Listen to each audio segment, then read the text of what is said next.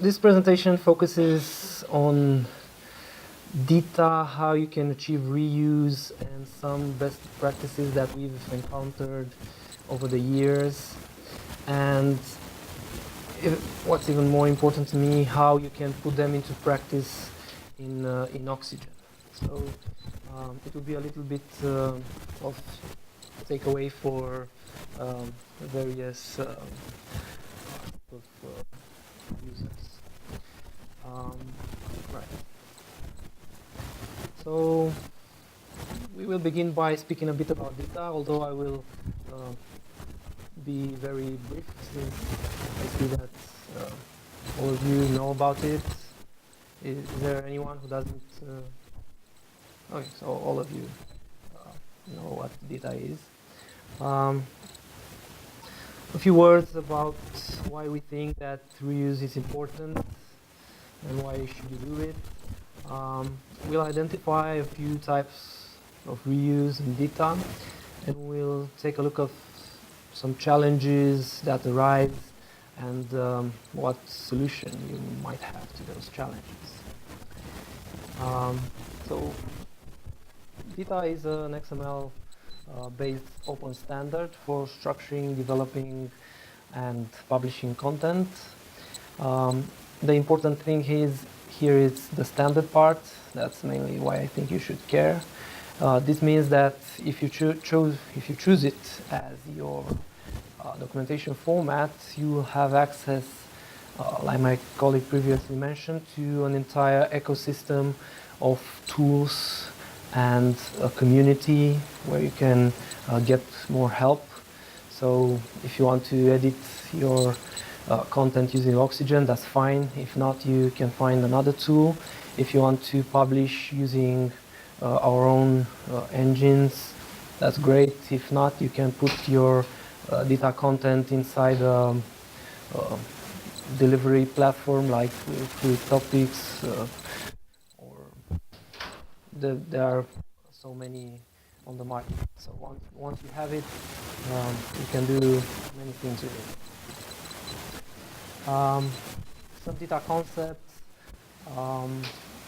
DITA is quite simple at its core. It's mainly maps and topics. So the topics are the building blocks. They are atomic pieces of information that, just like some Lego blocks, you take them and you organize the information into those so-called maps. So if I have a particular topic here, I can put it in a user manual, or I can put it somewhere in the engineer manual in another section. So I'm playing with them and organize them as I see fit. So why reuse matters? Well, for once, if you reuse your content, you will have a consistent content and message over your entire documentation. You will speak with one voice. We can also put it that way. It will reduce overhead with reviewing. If a content has been reviewed once, you won't have to pass several procedures for getting reviewed again, or for legal approvals. In some companies, that's an important step. You can get multiple deliverables from the same source, and it will be easier to maintain and to change. Imagine that you have written the same content in 10 places, and at some point you need to change that content. It will be quite a chore, as opposed to written the contents once and reuse it all over the documentation. Then I will just have to make the change into that one unique place of truth. And you will also reduce translation costs, because when you send your how many of you are doing translations? And probably know more about this, so please feel free to correct me if I'm saying something that's not entirely true. So when you send your content to a translation provider, you'll be charged differently. So the most expensive you'll be charged for those words that are new, that don't match the translation memory. Then there are the fuzzy match words, words that partially match. Those are less expensive. And you will also have total match words. So words that have already been translated in a certain language. These are the least expensive ones, but the translation provider will still charge you a bit for them as well, because they have to run some processes and match them.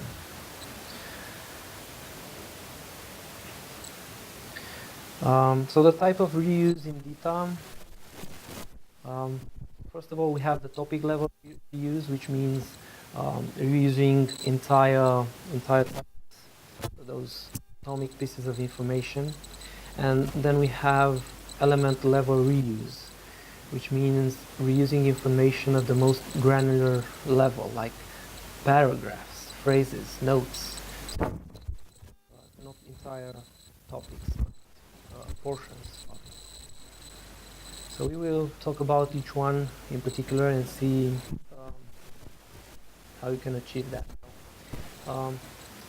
Topic level reuse basically means that if I have a topic, this red one over here, I can put it in multiple places in the manual deliverable, and I can even put it in another deliverable, the engineer manual, and so on. So just by doing that, I've reused content.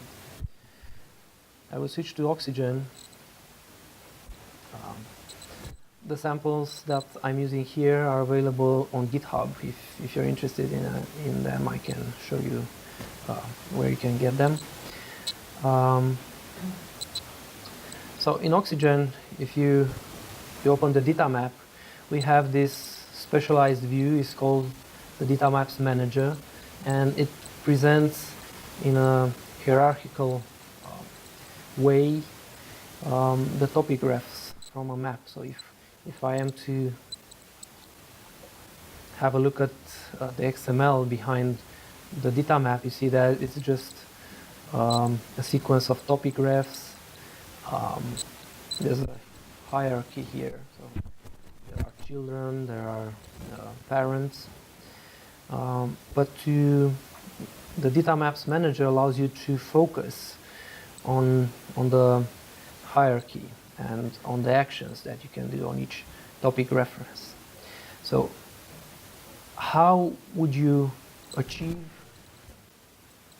topic level reuse? Well, it's simply as easy as drag and drop. So if I have a topic here, how to install my application, it's an application called Talking Circle. And if I want to reuse this topic about how this application is installed on Mac, then all I have to do is drag and drop it in a different place, like so, and I reuse it, right? It's here.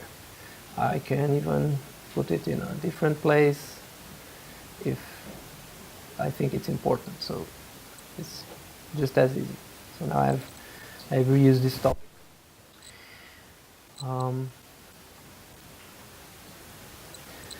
What are the challenges? Well, before reusing a topic, first you must find it. So for my samples, that's not a huge deal because there are just a couple of topics. But if you have a huge documentation, then you might know that somewhere there's a topic about the installation, but where should I find it?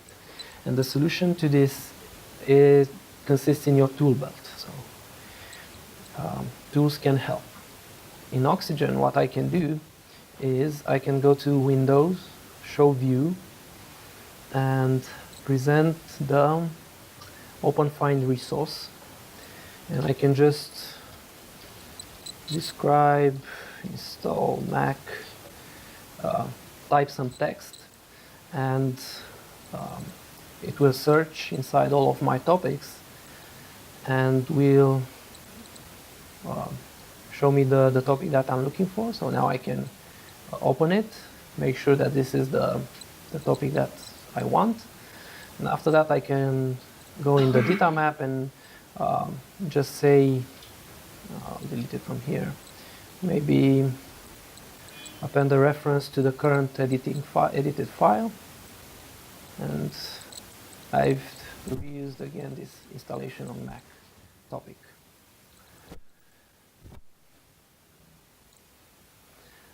Another challenge is if you went on this path and a certain topic, you've reused it in several places in your documentation, at some point in the future you will ask yourself, where have I reused this topic? Maybe I don't know, to make sure that its content is consistent with all the contexts in which it appears. So if I want to do that, in the contextual menu there's a search references action. After invoking it, I will get all the places where this topic has been reused in my data map. Another challenge is that perhaps I want to rename or even move such a topic. If I were to do it manually, then I would have to update all the references to that topic, because otherwise those will be broken references. Instead of doing that, in Oxygen, again from the contextual menu, I can choose refactoring and either rename resource or move resource.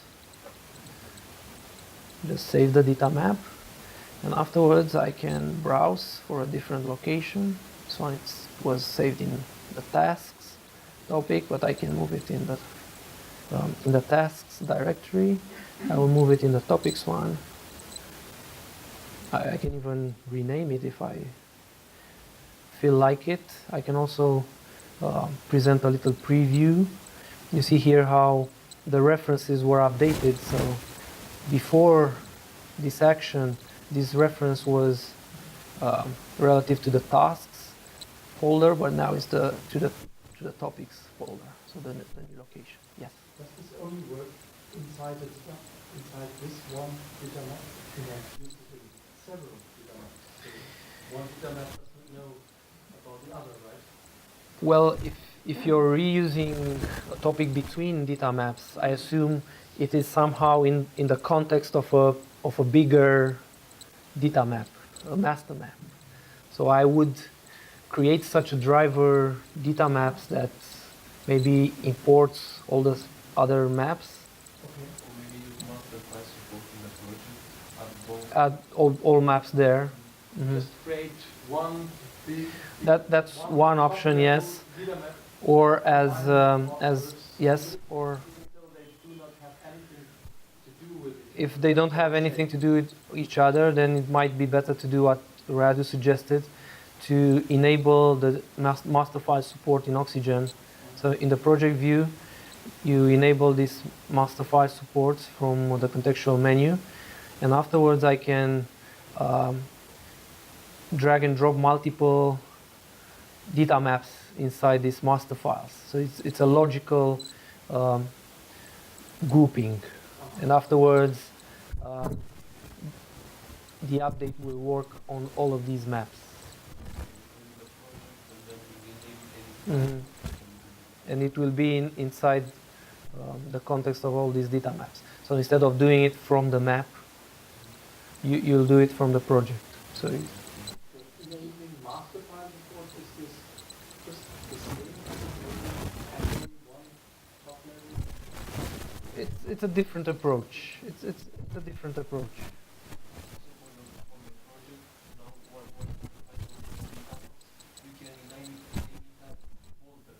Mm-hmm. Right.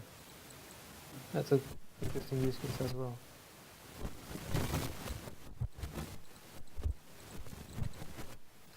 Oh, and although I didn't intend to present it, I don't know if you're aware of the validate and check for completeness action on the data maps toolbar. So that's a useful action that can do all sorts of sanity checks inside your data content. It will identify broken links or conflicting profiling. So you can check it out afterwards, or we can talk about it at our booth. Okay.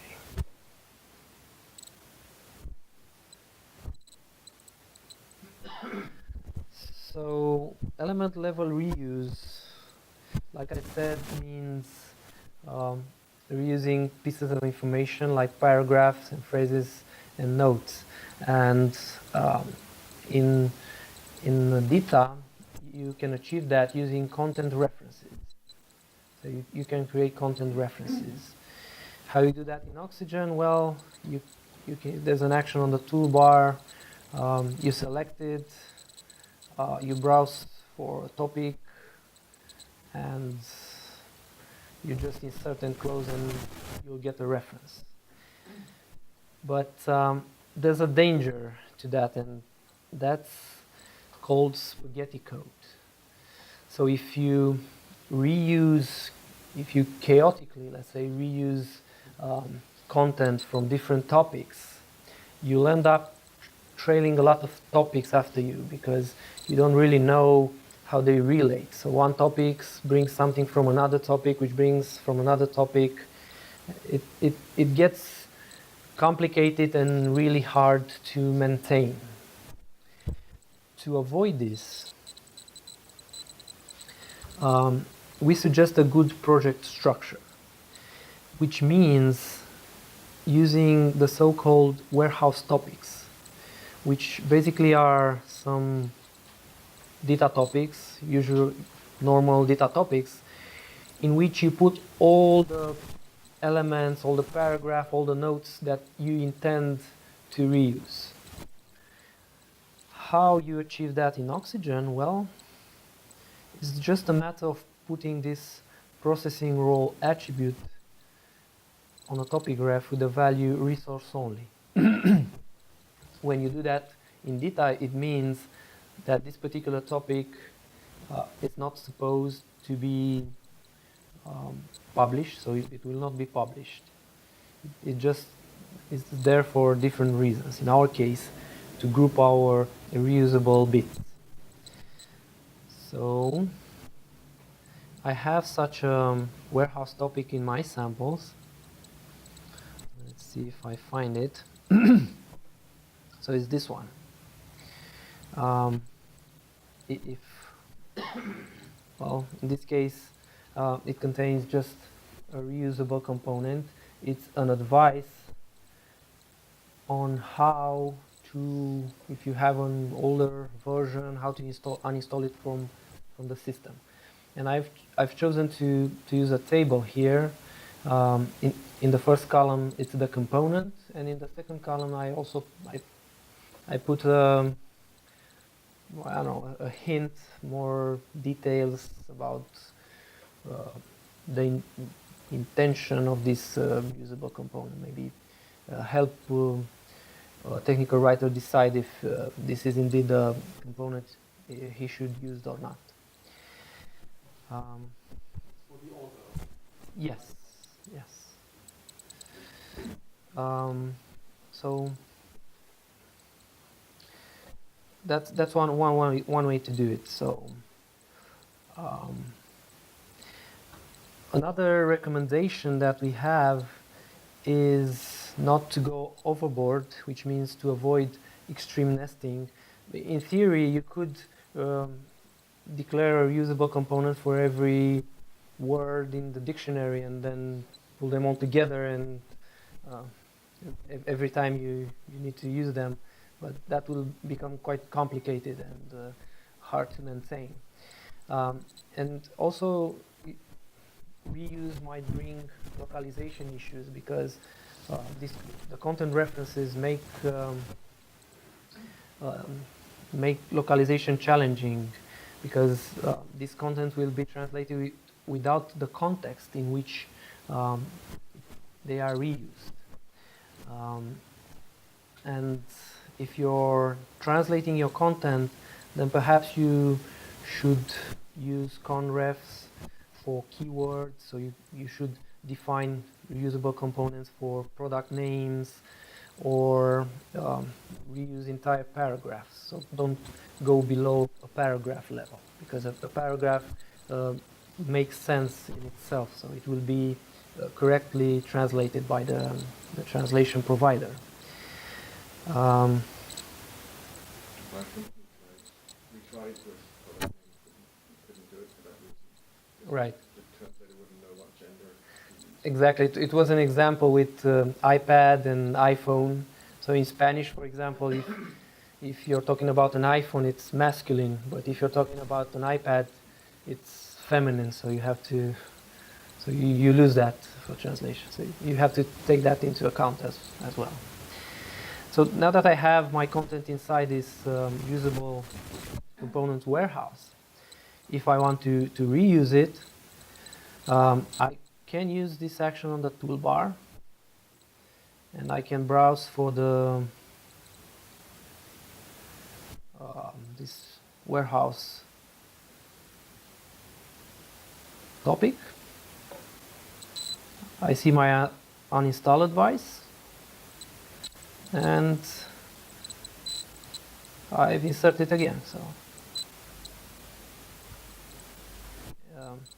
I've reused this content. But this brings a challenge, and I call it reuse duplication. So what does it mean? It means that now I have my warehouse topics, and it's tightly organized, but it grows. As my documentation grows, also my warehouse topic grows.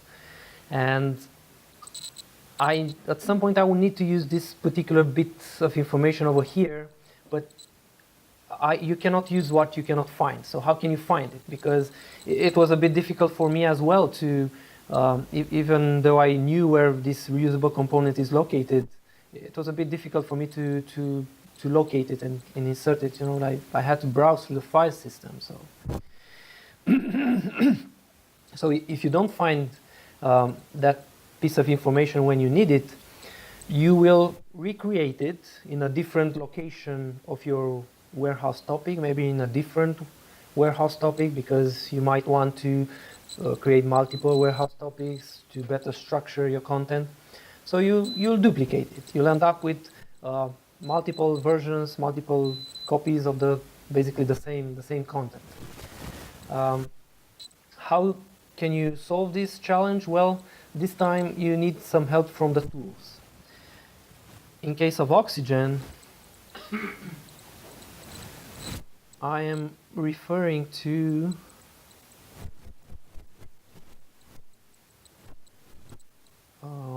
the DITA reusable components view. So if you present this view, you will automatically see all the reusable components from your documentation. So now all I have to do is I can search for uninstall advice, and I will pinpoint that particular component, and if I click insert, then I will reuse it automatically. And besides searching by content, you can also filter by the type of element, or if you have, if you know the name of the warehouse topic, then you can even restrict the content by selecting a particular warehouse topic. But the text search itself should prove enough. Yes. How does Oxygen know what to list under DITA reusable? Mm-hmm. You know that? Well, we collect those topics that are referenced in the map with the processing attribute set to resource only. And we consider, so I can show you. So if we take a look at this topic graph, we see that in its attributes, well, actually not this one, here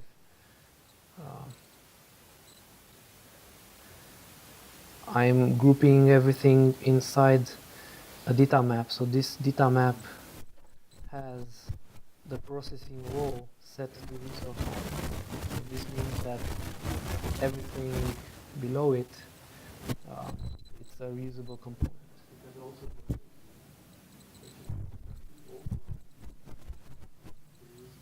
my warehouse topic separately in a separate file which is not directly linked with the data map. Yes. So this is just the way I've chosen to organize my content inside the map. So you already have the warehouse topics, right? Yes. But you still need to put them in the map to add references to them. That's even better. That's even better. Well, actually, I'm using conkeyref as well, but I didn't want to spoil the surprise. Yeah. I kept it for later. Can I ask a question Yes. about if you're not using the warehouse approach, inherited reused elements with a number of steps in one topic that were used in another topic. For example, identifying where there are reused topics. Mm-hmm. Well, that you can do, yes. So a topic, an element that is being reused anywhere inside Oxygen, you can use the search references action also on it, and you will get all the places where that particular element is being reused. Where the yield conref or conkeyref. Yes, to it. So afterwards you could move it and work step by step. You simply have an overview on all the used elements in the entire DITA project. Mm-hmm. To show you like these are all the elements used. Instead of just clicking search references for Each and every one of them, yes. That would give you an overview of how you keep your reusable content, yes. We'll take a note of that. Yes. And I came to the conclusion that reuse of the level of element is not very practical for the reason that you mentioned. But also, think how many times do we need to reuse a certain phrase or paragraph. Right. The rule of thumb, if it's less than 5 times, it's not practical. Yes, I agree. The reuse is better done on the level of context, with conditions, and match, but nothing better. That's something that, right, you need to decide at some point if a particular, because like we said, you could reuse every paragraph in your documentation, but it might not be practical. But certain things might be worth reusing, like warnings and Very different, slightly different. Everything. I found that I wrote a chant and I wanted to reuse it in a number of topics, and I did. And then the content evolved, and other people started to use it. And I missed this, and I missed that, and then I just you reach the conclusion that it would have been easier to just duplicate it. Well, yes, at some point in the future you might get into some difficulties because of that choice. It's a judgment call that we have to do at certain points.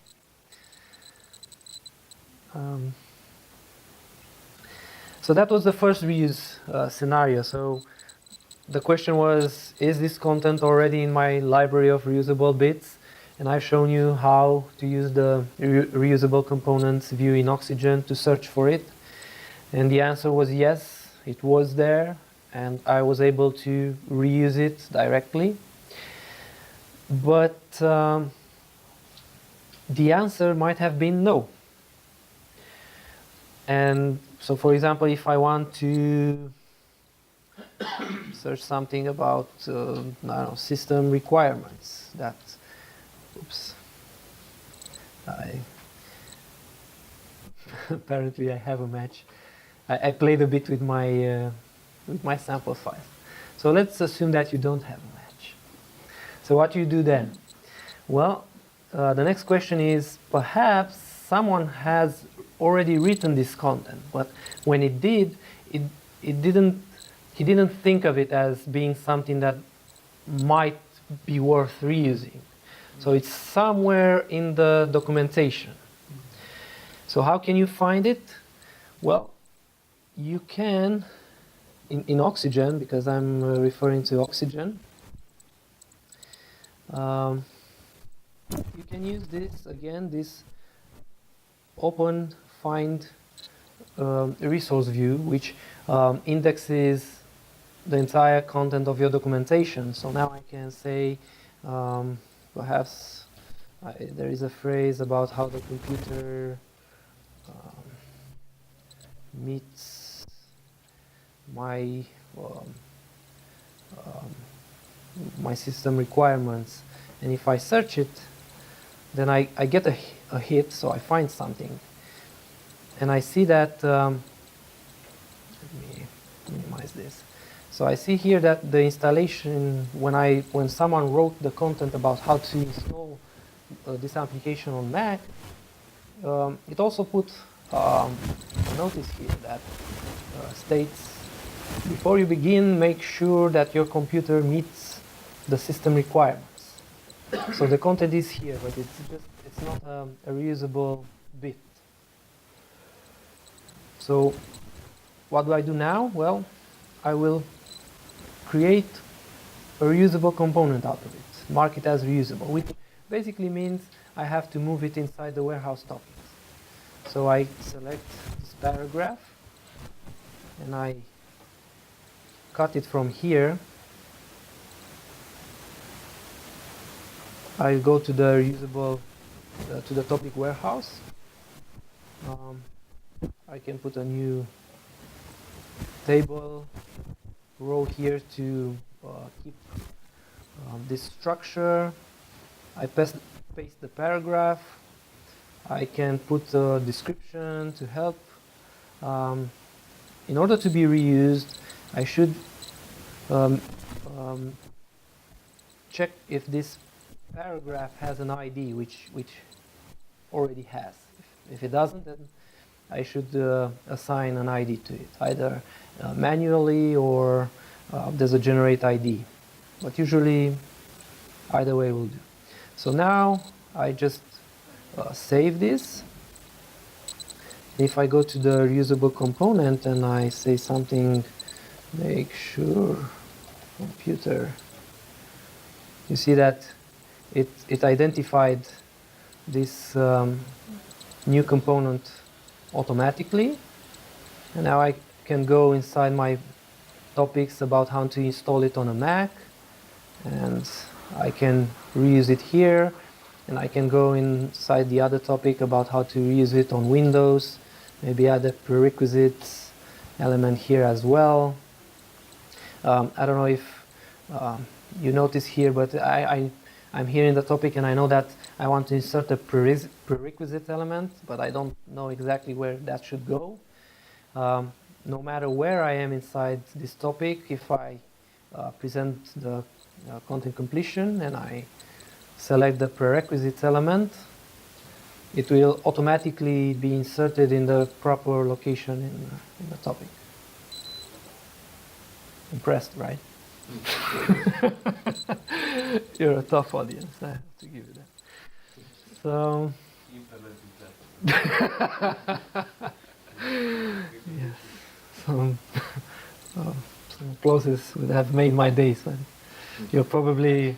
If you used certain text in different places and afterwards you detect, oh, it is really reused and you tag it as reused, it automatically changes all the things? We have some, it will not be updated. So I understand. So if I understand correctly, you have the same text in multiple places across your documentation, and you'd like some sort of an action to extract it automatically. We don't have that yet, do we, Radu? No. It is, yes. So right now we need to manually data, the content and references, all those other things? The good thing, well, as a workaround, you could use in this particular scenario the open find resource view again. So if you paste that content here, you will get all the topics that have similar content. So it doesn't have to be 100%. So it's lax. It will find them. And afterwards, you open all 3 of them if you're lucky, 20 of them if you're not. Something which we could use because we are in the progress of changing to DITA. Mm-hmm. Most likely, if we have now, say, transformed an older manual which is all video Mm-hmm. transform to some DITA with the previous stuff in the past. If we were really pay attention when we wrote things, to simply use the same wording and sentence.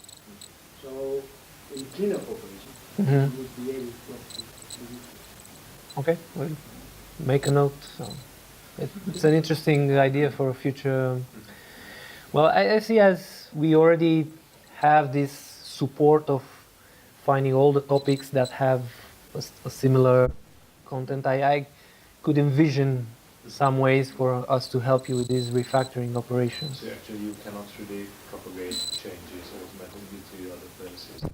Paragraphs, warnings, 20 places, and one place. There is no automatic propagate to If it's not reused.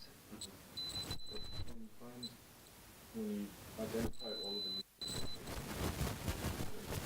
starting from doing all of the live text, it happens really fast. So you'll do it Yeah, on organically.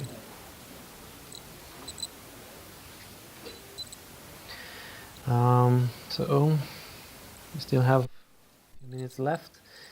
I also wanted to talk about keys. So keys are an indirection addressing, so they're indirect addressing mechanism. And what you gain by using them is that they allow to easily change things by just pointing to a different topic. So they're just a label that points to a topic, and just by changing that reference, you change terms across your entire documentation. Some use cases for using keys. The first one would be to define small pieces of text which can be reused, like product names, which didn't go well in your particular case. Yes, variables. Yes, the variables. Yes, those are the variables. Non-translatable items. For example, yes. And I have such a thing in my project, so I have a map here with variables. Like in my case, I've chosen to define a key name product, which expands to the name of my product. How do I use it across my documentation? Well, from the DITA reusable component view as well, there's a keys tab. So if I search here for product, I'll find it, just double click it, and I will reuse it. A second scenario for keys is to use them together with a warehouse topic. So what does this mean?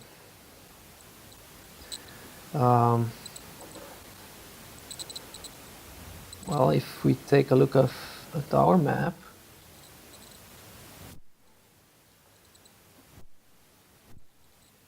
oops, not this one. This one.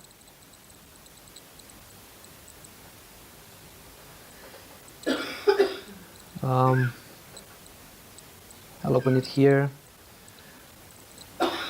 So you see here, I'm referencing the warehouse topic, and I've defined a key that points to this warehouse topic. So now, reusables, these keys will map to the reusable components warehouse topic.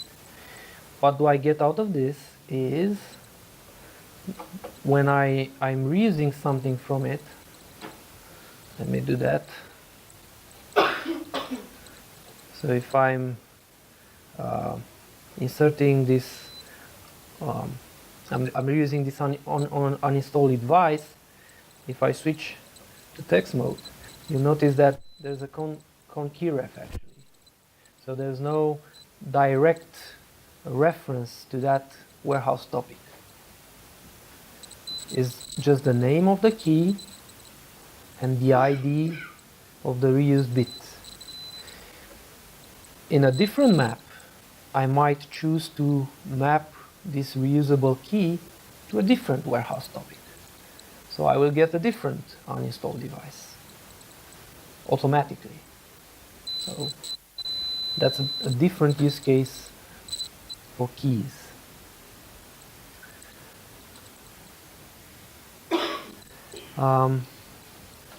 Just a few words about reusing non-DITA resources, because definitely you will have images. How you can reuse images in a DITA project? Well,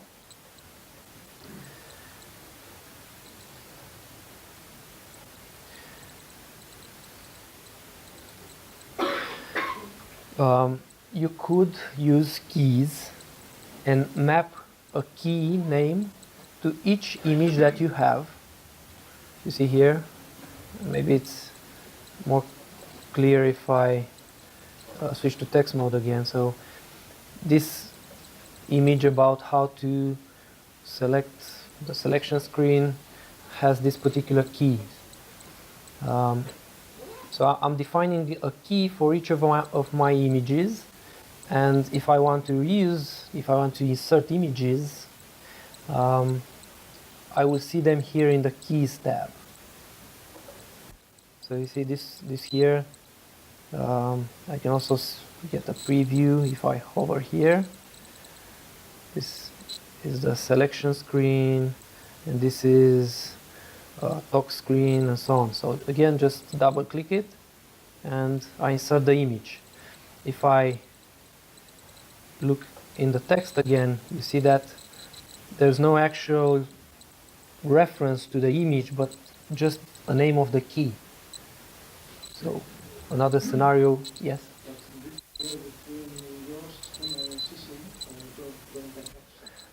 They don't, it's independent of the CCMS, this. So all you need is DITA and DITA concepts, and you're good to go. Where do you store now your pictures?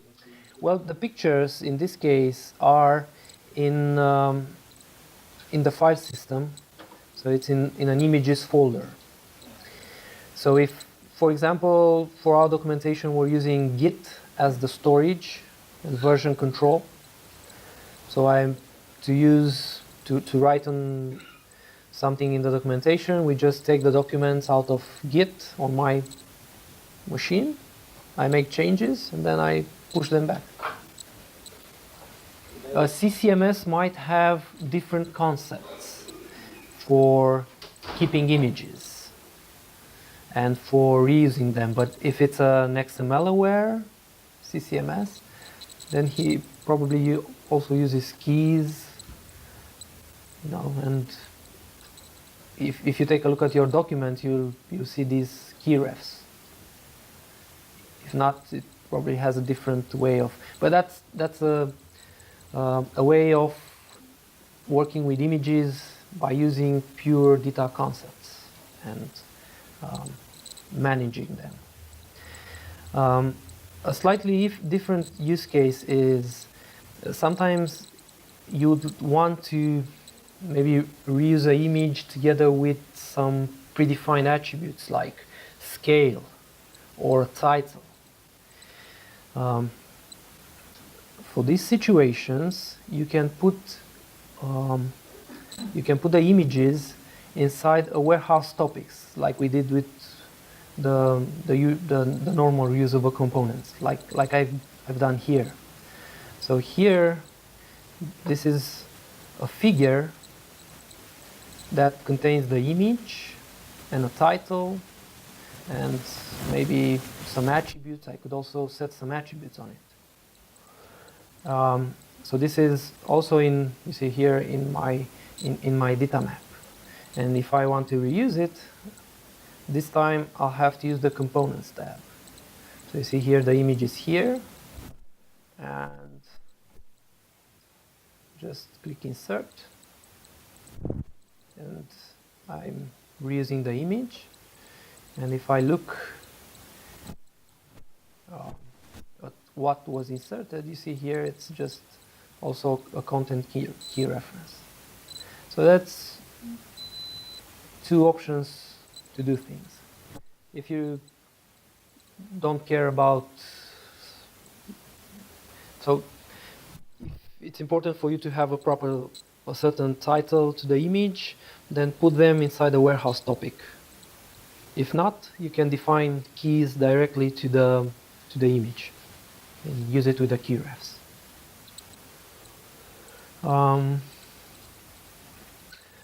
Of course, in your documentation there will be other types of resources like videos and PDFs and so on.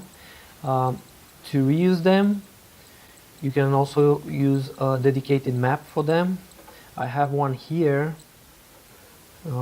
It's called the external key definition map, and you see here that it basically defines a key name and binds it to an URL. It will automatically pop up in the keys tab. So if I search for main website, I see it here. And again, I can double click it to reuse it and insert an X reference here to it. Although Radu told you that it's disruptive to put xrefs like that in the content. But I think that if we were to be in related links area, I think Oxygen would actually insert a related link section. So we are context aware. It's up to you where you want to put this reference. Well, thank you. That was unexpected, but I'm sorry for taking 2 minutes out of your break. We are at our booth if you would like to get into more details regarding each of these reuse strategies. There's some general guidelines, but usually, like in your case, depending on the context, you might choose to take one path or another. But it's good to have an overall picture of the data ecosystem and how you can achieve reuse in it. So thank you for attending.